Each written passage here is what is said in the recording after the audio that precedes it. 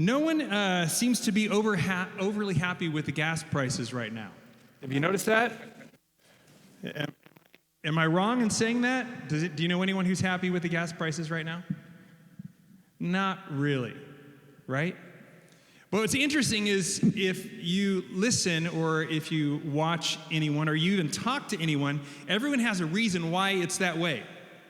Everyone has their opinion as to why things are the way that they are. Some want to just say it's Putin's war on Ukraine. Others want to say it's dependency on foreign oil.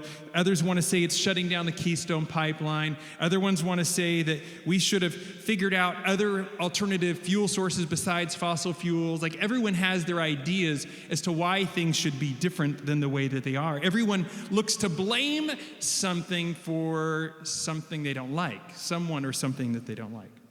And we experience this in lots of different ways. We all do this in various forms. When we experience something in life, a difficulty, it could be a relational breakup, a job loss, a pandemic, everyone wants answers as to why. They want to know who to blame, what's the cause, so they can assume they can fix it. And this is how it normally goes in my family. I'm looking for something, I can't find it, and so I immediately assume that somebody moved it. Anyone relate to that? Am I the only person? Who moved this thing? And I do this frequently. This is on a personal level. This is what takes place. But we do this all the time. We want to blame other people for what's happening. And it tends to be my assumptions about myself are pure in heart. My assumptions about others are that they are causal to this pain or cause.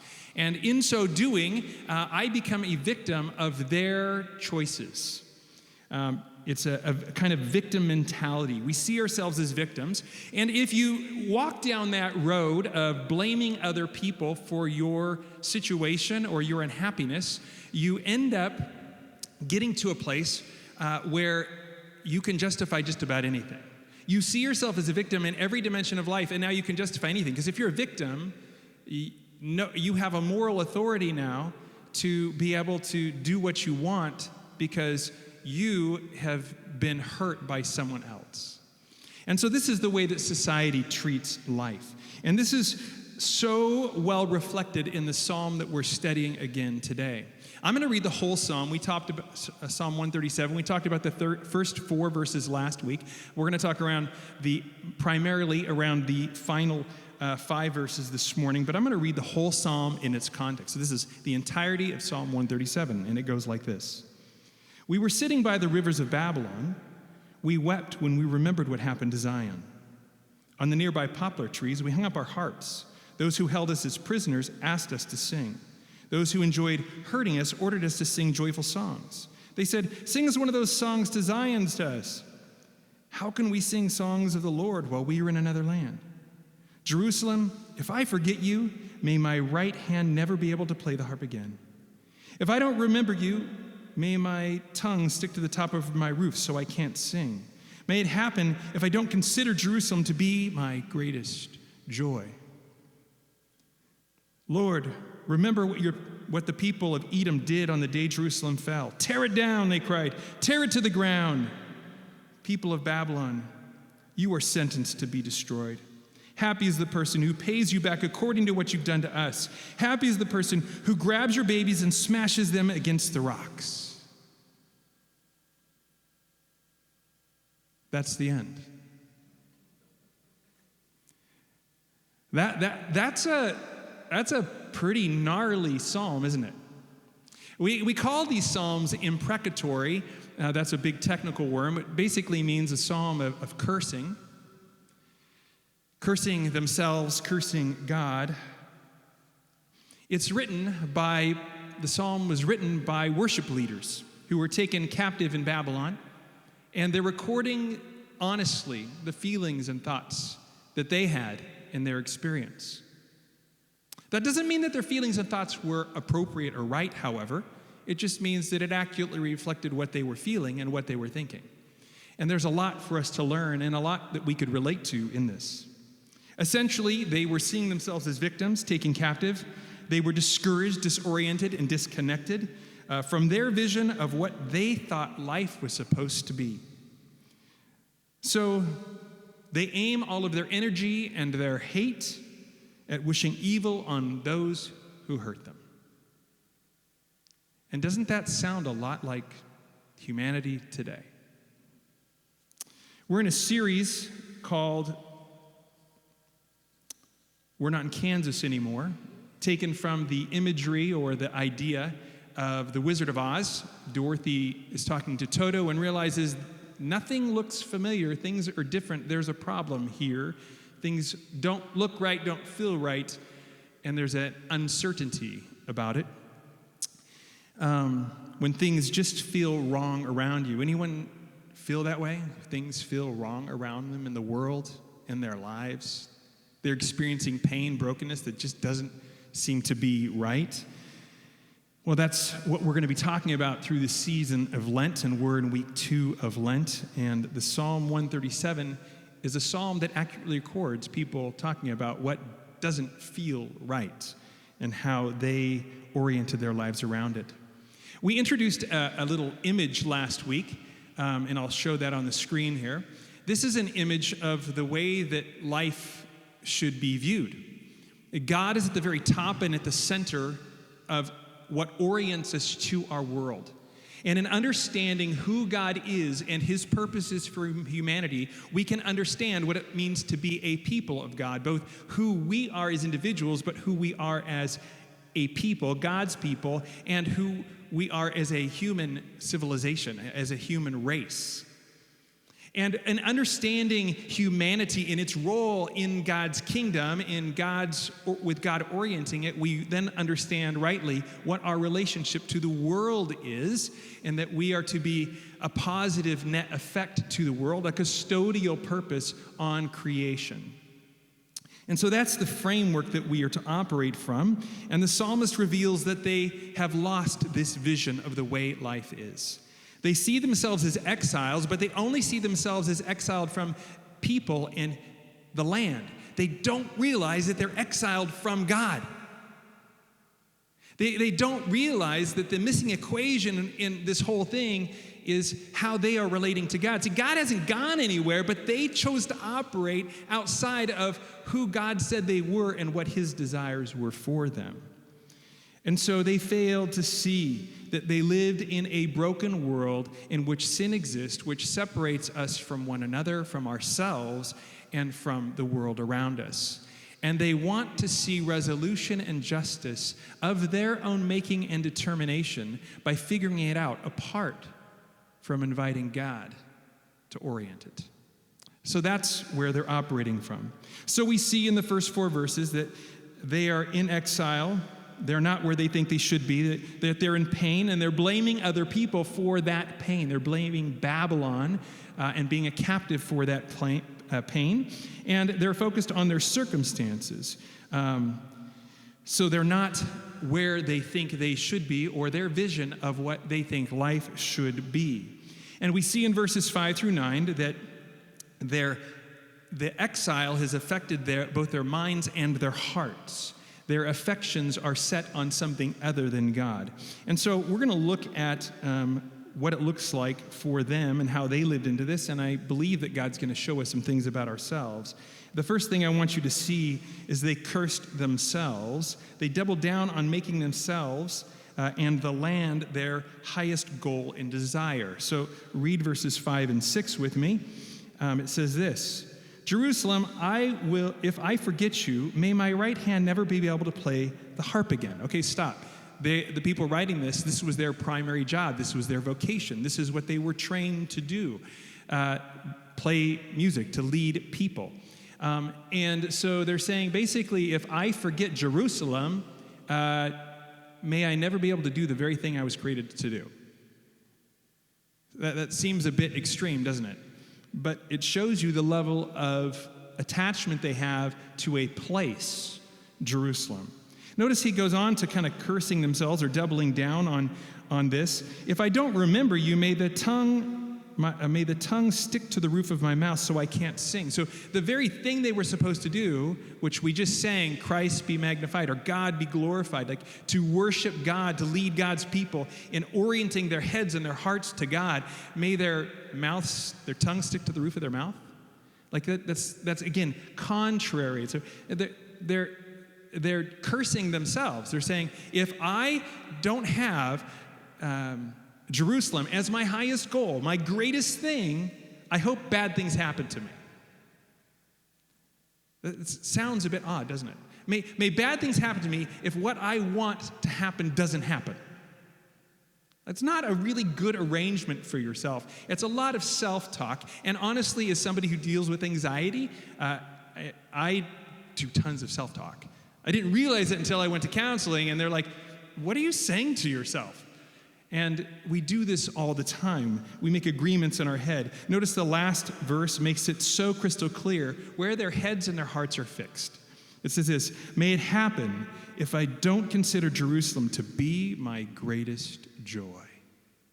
So they're in the midst of bad circumstances. They're focused on themselves in those circumstances and on their feelings about those circumstances. And they're so caught up in this that they misappropriate where their focus is supposed to be and where their greatest joy and affection is supposed to be. Revealing that their focus was on what they wanted, what felt good to them. And honestly, just to be honest, when you feel hurt by another person, when you can blame someone else for your pain, doesn't it feel a little bit good? Don't you feel a little empowered and justified? They are terrible. I hate them. They suck. Hope there's no kids in here. If there's kids in the room, sorry. That was an S word in our family.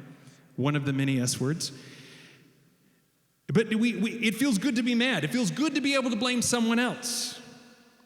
And they were doubling down on this. They were saying that they are the cause. Babylon's the cause. They're the reason for all of my pain and my suffering. They're the ones who took me away from the way life should be. They're the ones that put masks on me. Oh, sorry. We love to blame other people, don't we, for things that we may not like. If it's an inconvenience, if it's something we don't agree with, it's so easy to judge other people. It's so easy to put people into categories. They assumed that they should always be happy. I should be in the land that God set aside for me. That's our land. That's mine. You can't take it from me. That belongs to me. I'm supposed to be there, and I'm supposed to be living in this wonderful place where I can be in control and I can do what I want to do. And literally, that's what got them into the problem, is that they were in a place that God wanted them to be, but they weren't doing what God created them to do. That's what landed them in this place in the first place. Their greatest joy is on Jerusalem, and they're viewing that as their greatest joy. I mean, listen to it. May this curse happen to me, regardless of what God had called them to do, regardless of what they were trained to do to lead people to focus on Him. May this curse happen to me. If I don't keep Jerusalem as my greatest joy? What if it was changed to if God was my greatest joy? May this curse happen if my greatest joy even changes. Like, this is really a double down. Listen to this. May this curse happen if I change my mind, is basically what they're saying. If I don't keep Jerusalem my greatest joy, then may it like doubly happen. They're just doubling down on this attachment to Jerusalem, this land. Not saying it's unimportant. It's very important. But when the things that God gives us become more important than God Himself, there's a problem. I think of this, many of you know that I like Tolkien and I like Lord of the Rings. And I think of the Ring of Power. I think of this character, whose name is Gollum, is so disfigured and distorted from the original creature he was supposed to be. He was supposed to be like a hobbit, friendly and eager and engaging. And you see in Gollum, he's battling himself always, but he's so attached to this ring of power, this thing, this control in his life where he thinks he can control his destiny. where he can be happy, that it will give him what he really wants because it feels so good when he wears it, that it destroys him. And he doesn't see it. It makes him into somebody else. They're blind to it. They double down on it. The second thing I want you to see is that they justified their worship of the idol of the land because of past pain. Notice he says in verse 7, Lord, remember what the people of Edom did on the day Jerusalem fell? Tear it down, they cried. Tear it down to the ground. They're not asking God for his perspective. They're telling God to listen. They're trying to get God to view their experience from their perspective versus looking at what took place from God's perspective.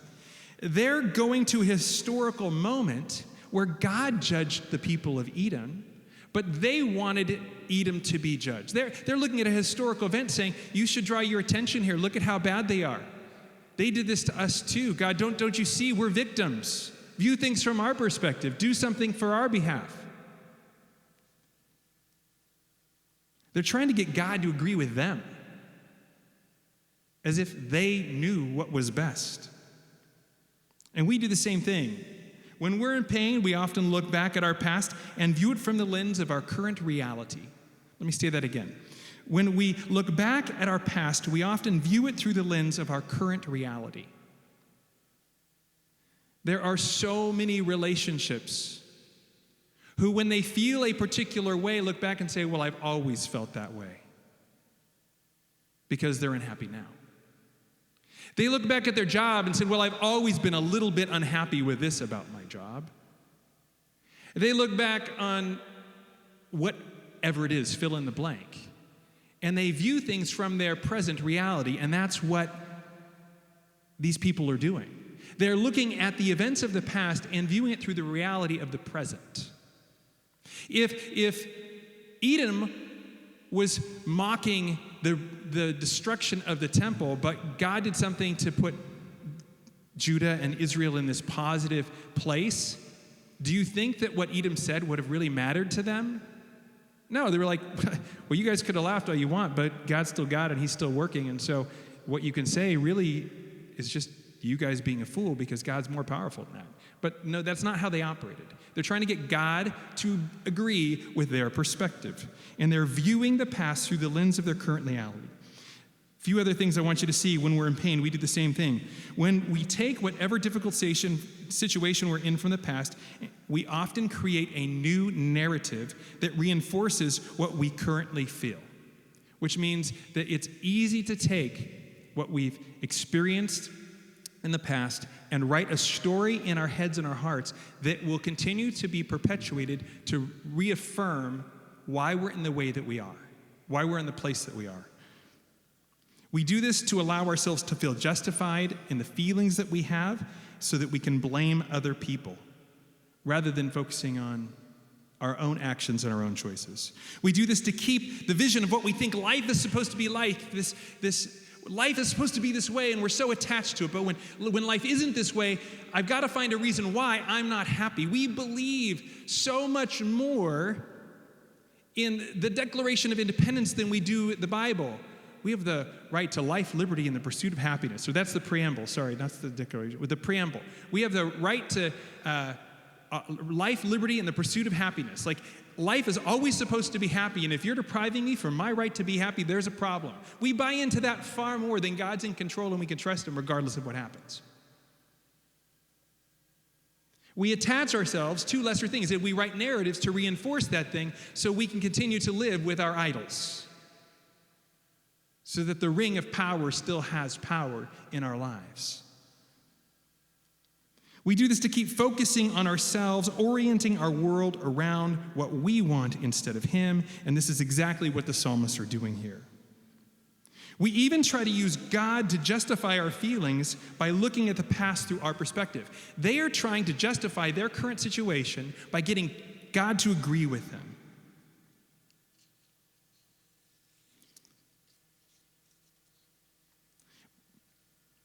The third thing I want you to see is that they cursed not only themselves, but they cursed Babylon.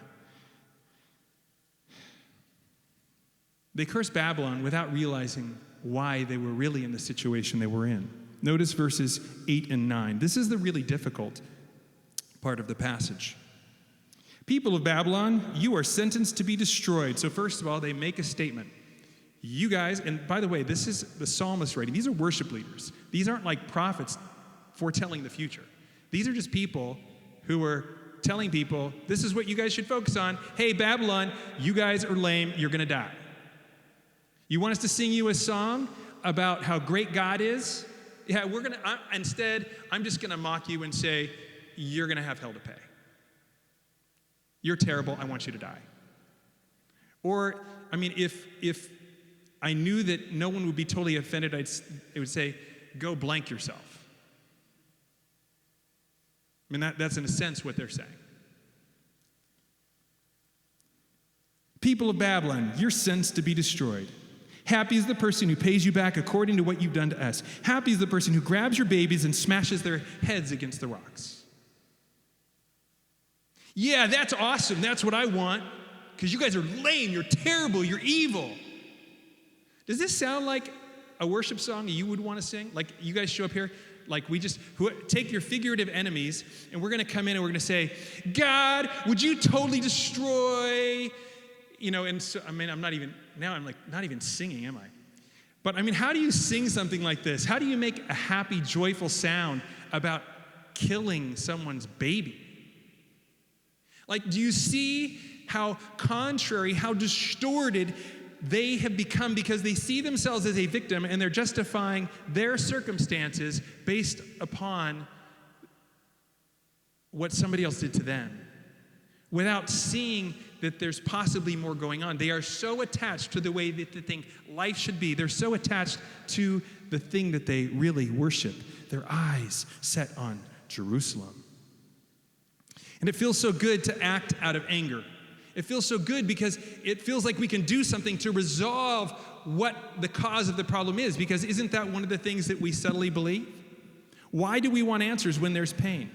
Something bad happens in our life. Why do we want answers? Because we want to solve it, and we tend to solve it on our own. And so we're looking for a way in order for us to take control of the situation. If I can blame you, I can then judge you and then do something about it to make myself feel better so I don't have to live in this pain. And often it's subtle. It can be very subtle in relationships. It can just be ignoring people or stonewalling. It can be passive-aggressive behavior. It can be sarcasm or demeaning comments. Or it can be the verbal volcano, just exploding on people. Or it can be literally violence. They can desire violence. That's the difference between a peaceable demonstration and a violent, chaotic, anarchist demonstration. It feels good and empowering in the moment because all of our energy and all of our focus can be channeled in one direction. And by the way, how often in our lives does all of our attention, energy get channeled in one direction? Usually, there's multiple things we're thinking about and a variety of things. But when you can channel all your energy in one direction, it can feel really good. That's one of the things I love about exercise. When you work out really hard, you can't think about anything else but working out. It's one of the things I loved about boxing. You can just go, and there's nothing else on your mind but terrorizing that bag, right? It channels all of your focus, all of your energy in one direction. That feels good. But that can also happen with really negative, destructive things, like you being a victim and you not being happy. And all of your energy and focus is now on, I'm going to take control. Or it can be like doing that to yourself. You can beat yourself up the same way. Because all of your energy and focus is on you and what you're experiencing. Living with a self-focused victim mentality. And guys, when we operate in that way, we're bound to repeat it.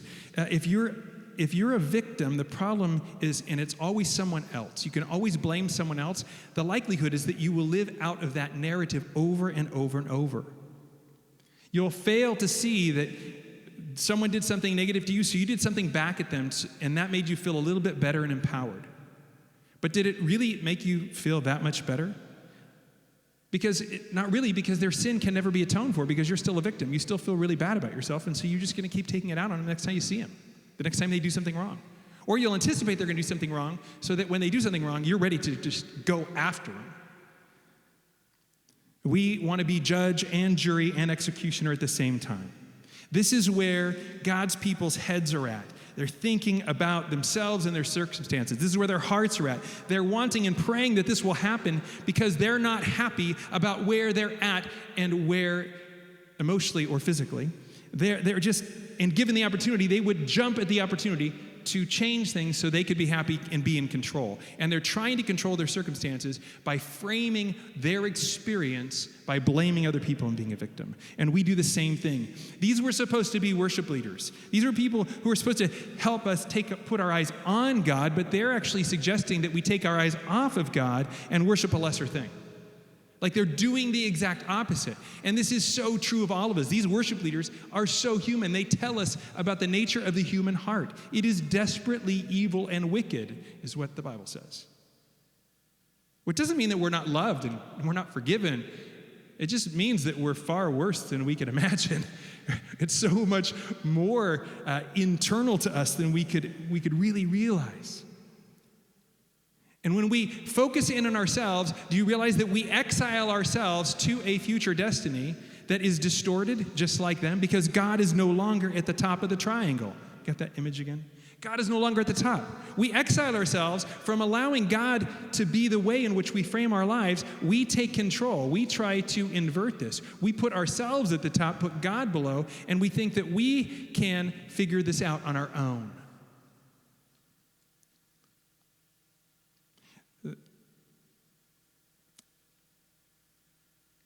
There's some passages that I'm going to read to you now from the book of Ezekiel. These were contemporary passages to the book of Jeremiah that I read last week. And the book of Ezekiel records why Israel was in the situation it was. Because clearly the psalmist can only tell them that it's all about Babylon and how bad they are. But listen to what Ezekiel says. I'm going to just read you a variety of passages from chapter 16. So hang on, follow along real quickly. Ezekiel 16, starting verse 17. I had given you fine jewelry. It was made out of gold and silver. You used it to make yourself statues of male gods. You worshipped those gods. You were not faithful to me. You put your beautiful clothes on them. You offered my oil and incense to them. This is God's judgment against God's people. This is what he's saying. He goes on to say, how terrible it will be for you, announces the Lord and King. How terrible for you if you continue to sin against me. So I reached out my powerful hand against you. I made your territory smaller. I handed you over to the Philistine armies. The people in the towns were shocked by your impure conduct. So the Philistines are shocked by the Israelites' behavior.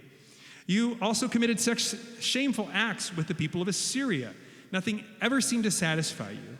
You could never get enough. You offered yourself to the people of Babylon, but that did not satisfy you either.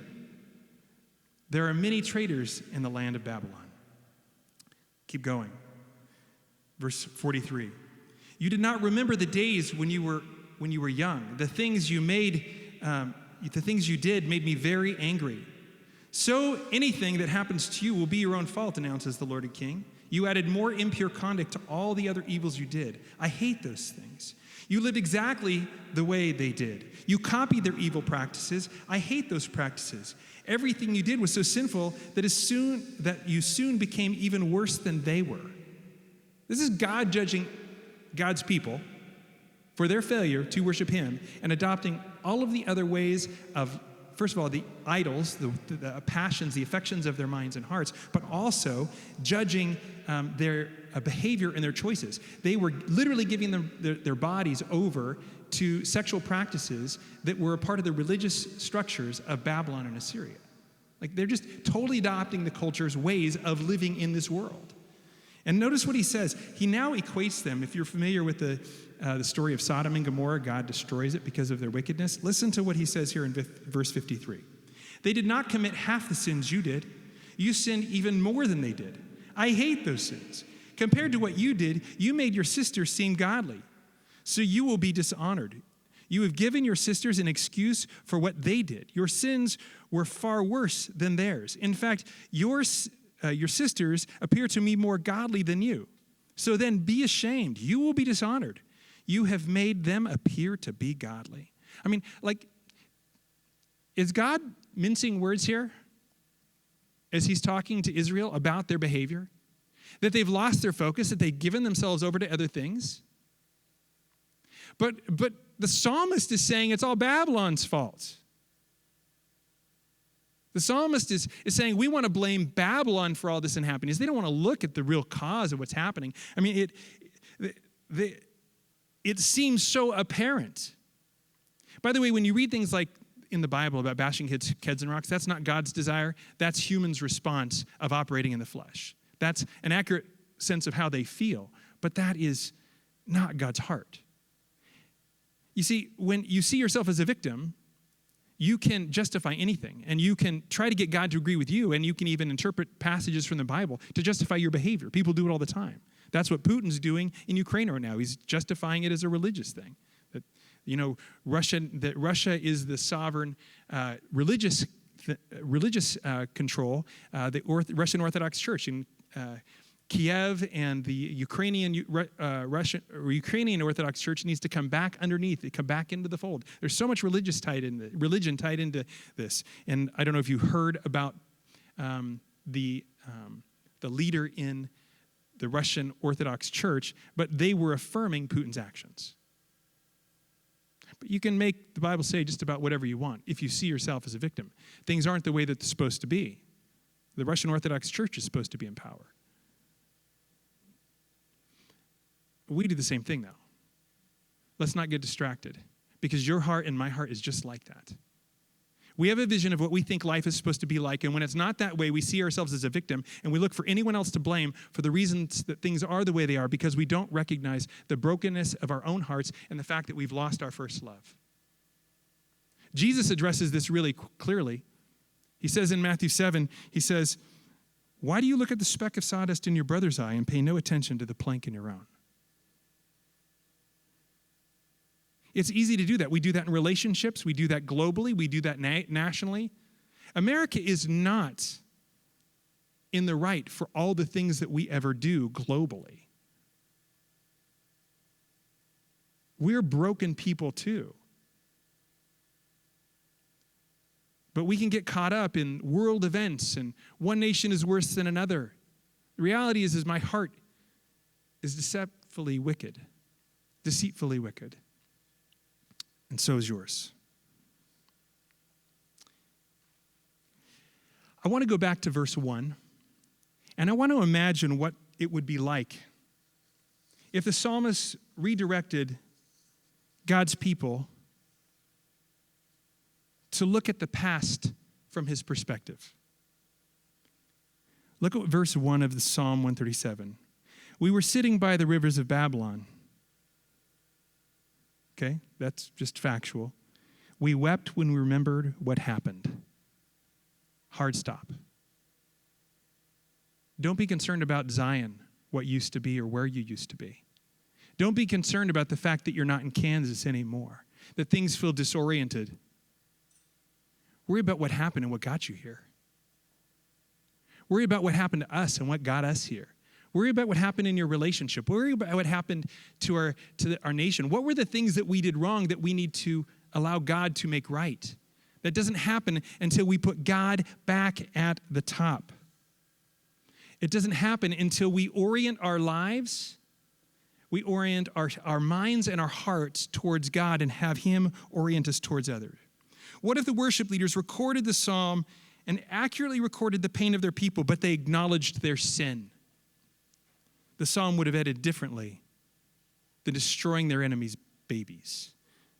What if they confessed their sin to God and focused on Him again? What if in turning their heads and their hearts toward Him and they encountered His grace? What if in viewing life from God's perspective, because they were focused on Him, it changed them and how they treated other people? And what if we did the same thing? What if we acknowledged our pain, but we focused on God? We allowed Him to deal with the circumstances of our life, our pain, our struggles, that we are captive to many things because we're not captivated enough by Him.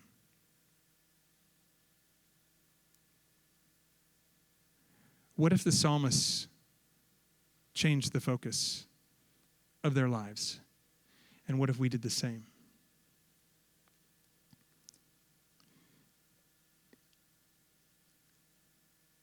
We're going to move into a time of communion right now. And worship team, you guys can come up. These passages are kind of hard and archaic to read. The thought seems so morally irreprehensible to us to think of destroying an enemy's child.